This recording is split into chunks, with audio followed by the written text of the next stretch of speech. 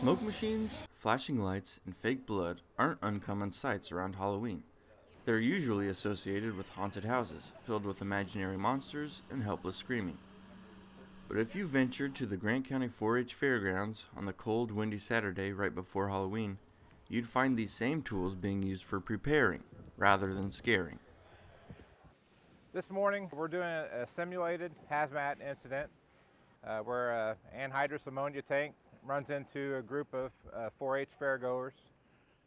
This is a joint exercise between the Marion Fire Department, Marion General Hospital, the local Emergency Planning Committee, Marion Police Department, and the local EMS. With the stage set, Grant County's first responders sprang into action and arrived on the scene specifically designed to test each agency's operating procedures and get teams acclimated to their roles. We need to know what our jobs are if something does happen. Today I was in charge of setting up the decon tent with investigator Paul David. And when you have your roles and you switch your roles every time, if something does pop up and you're proficient in every role, you can perform your job better.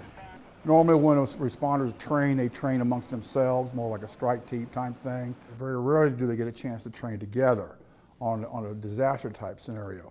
This is one of those chances they get to do. And every year it gets better. Every year it gets better.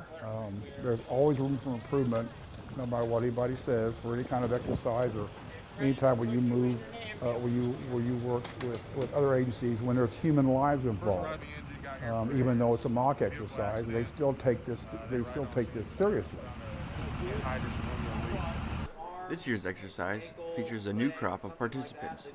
Nursing students from Indiana Wesleyan University got to show off their acting chops as they played the victims of the accident and got to see firsthand what their patients would go through before arriving at the hospital. All of us who came out as participants today are all in a disaster nursing class, and so this was kind of like our real world opportunity to see it in action and just be able to play a victim and have people save us so we could learn what to do.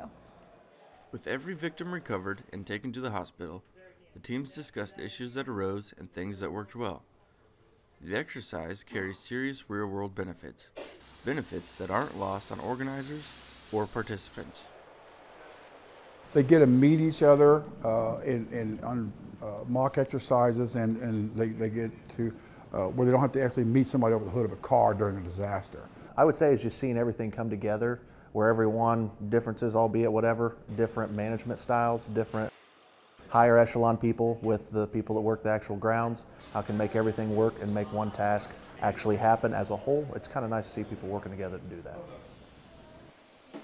For Crossroads, I'm Russ Clark.